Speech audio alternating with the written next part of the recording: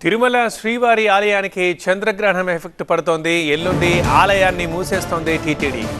మధ్యాహ్నం 3:30 నుంచి మరుసటి రోజు తెల్లవారుజామున ఉదయం 3 గంటల వరకు శ్రీవారి ఆలయాన్ని మూసి ఉంచుతారు. సంప్రోక్షణ తర్వాత భక్తుల దర్శనాలకు అనుమతిస్తారు. మళ్ళీ దీనంతటికీ భక్తులు సహకరించాలని టీటీడీ విజ్ఞప్తి చేస్తోంది.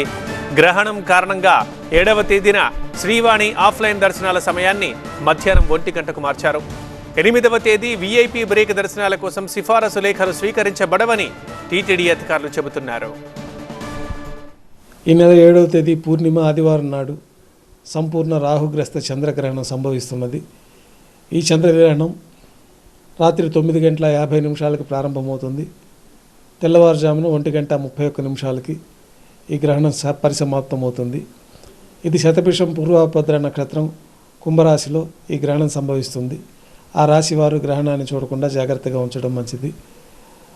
ఈ గ్రహణం సందర్భంగా శ్రీవారాలయం ఉదయం కైంకర్యాలతో ప్రారంభమైపోయి సాయంత్రం 3:30 శ్రీవారాలయం మూసివేయబడుతుంది. శ్రీవారాలయంలో ఆ రోజున అన్ని ఆర్జిత సేవలు రద్దు చేయబడి ఉన్నాయి. కళ్యాణోత్సవం మాత్రం సర్కారు కళ్యాణోత్సవంగా నిర్వహిస్తారు. 8వ తేదీ ఉదయం సుప్రభాత సేవతో కైంకర్యాలు ప్రారంభమవుతాయి. ఆలయం అంతా శుద్ధి గావించి పుణ్యాహవచనాది కార్యక్రమాలు పూర్తయిన తర్వాత యథావిధిగా శ్రీవారాలయంలో కైంకర్యాలన్నీ జరపబడుతూ ఉంటాయి.